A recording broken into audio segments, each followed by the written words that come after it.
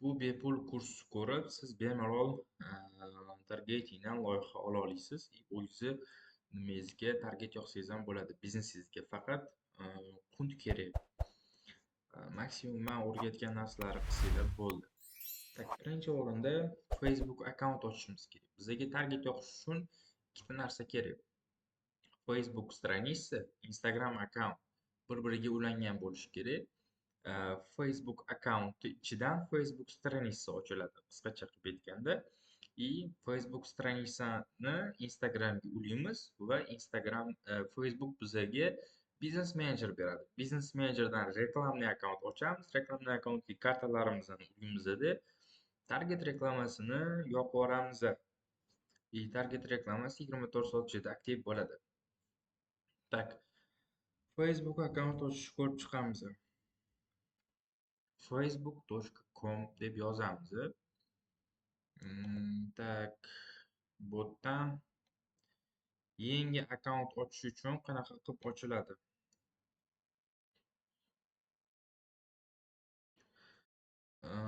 Tak, yangi akkaunt. Удалить.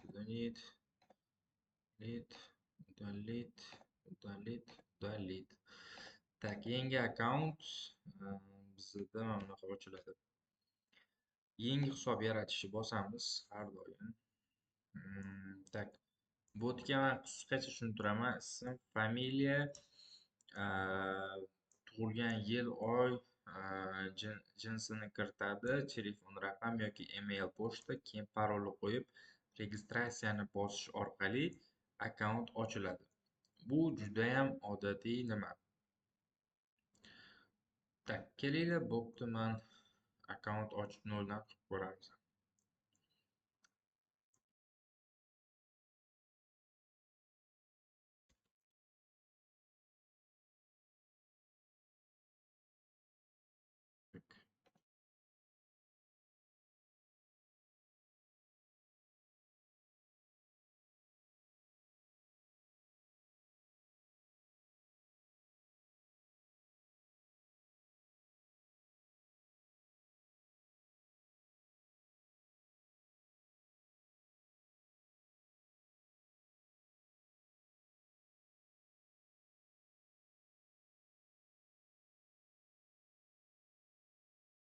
Tak, ism, familiya Yengiboyev emas, Bahromovich.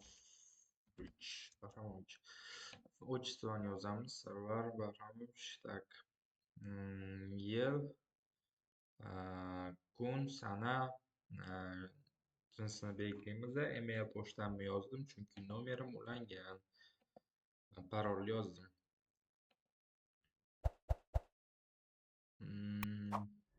Нет, создать новый. Если у вас есть аккаунт, если нет, создать новый. Аккаунт нет. Tak, agarda siz ochgan bo'lsanglar, uni topib beradi oldin. Bizga yangi akkaunt kerak, shuning uchun yangi akkaunt deb yozamiz. Elektron pochta. Okay.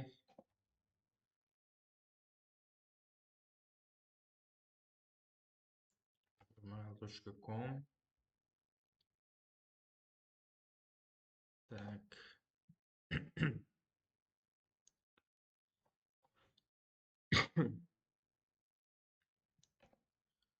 Yengiboyev Sarvar 10 ni ko'ramiz.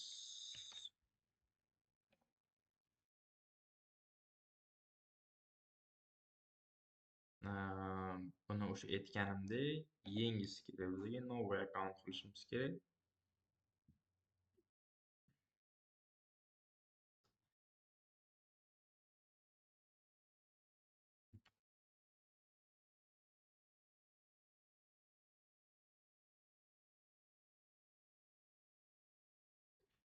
Tak.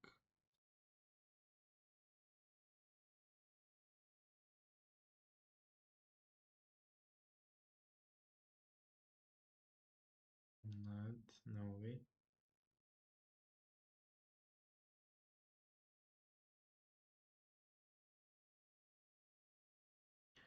Mana ko'rib turganingizdek, Facebook'imni ochish uchun email pochtamga kod yuborishdi.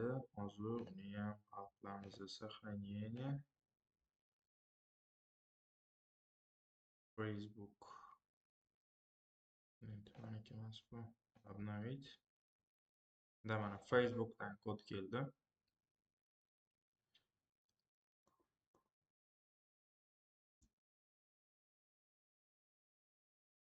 Facebook ochish juda ham oson, Instagram ochishdan oson menimcha. Lekin o'tgan safargi darslarimizda ko'pchilik Facebook akkaunt ochishga juda qiynalgan. Hop, подписчик qildim. Ko'pchilik ocha olmagan Facebook, shuning uchun menda bo'lsa ham ochdim mana. Okey. Mana bizda Facebook akkaunt ochildi. Facebook akkaunt va Facebook stranitsani farqi nimada? Facebook akkaunt bitta odamga ochiladi. Facebook lichniy akkaunt odamni nomiga ochiladi. Ism familiyasiga bitta ochish kerak, lekin men уже ikkita ochdim. Buni keyinchalik o'chirib tashlayman, faqat dars uchun ochganman. Bitta odamga bitta Facebook lichniy akkaunt ochish kerak va pasport daniyasi bilan to'g'ri kiritilgan bo'lishi kerak. Bu nimaga kerak? Keyinchalik blokka tushib qolganimizda uni to'g'rilashimiz uchun. Tak, bizda mana shunaqa okno bo'ladi. Bu yerda ma'lumotlar turgan. Mana bu yerda Ads Manager'ga ham o'tib ketsa bo'ladi. Mana bu yerda mana stranitsalar ochsa bo'ladi. Ularni keyingi darslarda ko'rib chiqamiz. Har doim biza akkaunt ochganimizda rasmlarimiz bo'lishi shart. Rasmlarimizni qo'ygan bo'lishimiz lozim. Tak, qisqacha Facebook akkaunt ochishni o'rgandik.